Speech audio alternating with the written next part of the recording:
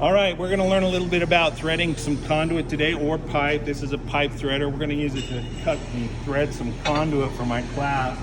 First thing we need to do is make sure that it's set up for 1/2-inch conduit. I put this down here and it's set up for 3/4. I just move this, see how it moves those little teeth on there? I'm gonna get it set for 1/2 inch. Tighten this up. I'm gonna give it a little bit of a tappy to make sure that it's good and tight. Then this is open and this is closed. That little line is going to be in the same spot either way. When we go to thread the conduit, we're going to want to make sure that this is closed like this. So in the meantime, I'm going to move this up out of the way. I'm going to make sure that this one side is cut and threaded. It looks like it's cut right now. Then I'm going to make a 6-inch length out of this. Now let me hit you with that.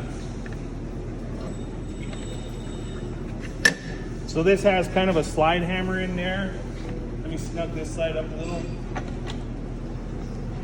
So when I go like this, it makes it really super tight, okay? This little foot switch, this is gonna spin when I hit that. I make sure that this is in forward because it won't thread it if it's in reverse, okay? This has a lot of torque. If you get hung up on something like this, rotating equipment, it can hurt or kill you, okay? So we're gonna wanna be careful about that. When I push this, it's gonna get loud. I'm gonna use this reamer to ream this out because when we're putting electrical in here, we don't want it to skin the insulation off of our wires, right? So that's gonna be the first thing I do. This has a little handle. If I move that, I can make this go forward and lock in place, okay? So here goes. I could just move this handle to make it so that it puts pressure on that.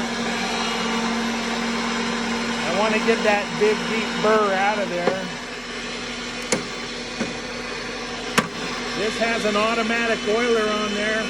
Takes the oil from this sump and it pumps it onto these dies so to make sure that they're kept lubricated and cool. Something the Dorian's class knows about. Kind of put a lot of pressure on this. While it gets started, it's going to want to thread itself on there automatically. I can let go now. I'm just going to keep an eyeball on that so that I undo this while it's still spinning. When it gets to the right spot. I can just flip that up and we're done with this part. Can you hand me one of those rags, McCrae? Yeah, uno.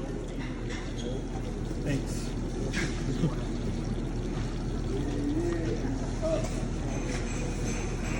Get that cleaned off. I'm gonna make a measurement.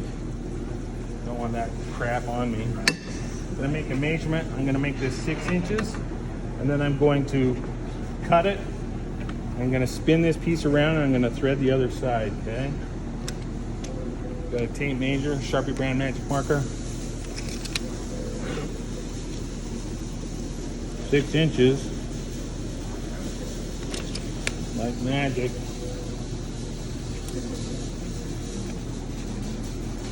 Then when I load this back in, I want to have this line kind of on this side of it because that's where the cutting wheel on this cutter is going to sit. And then I'm going to snug this up when it's right on that line so that I make it 6 inches long, because Mr. Andresen's kind of a kid and he'll take points off if it's too long or too short.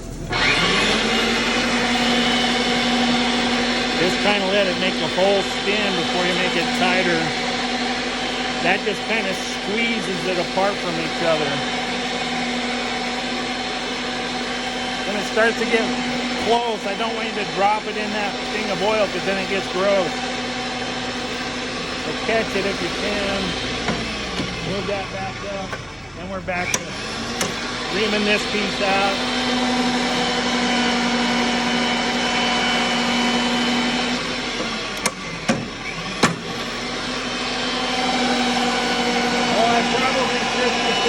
Other side for the next clown.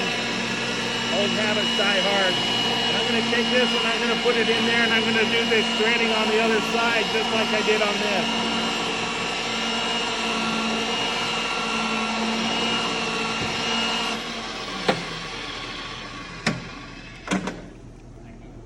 So I kind of messed up a little bit with that.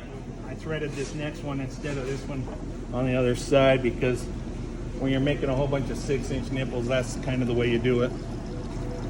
All right, this is what I was talking about with those dies being old and kind of worn. Sometimes it gouges some of those threads out. So that's no bueno. That's why we're going to trade those out. You're not going to be dock points for that. Thanks, Brian, with Y.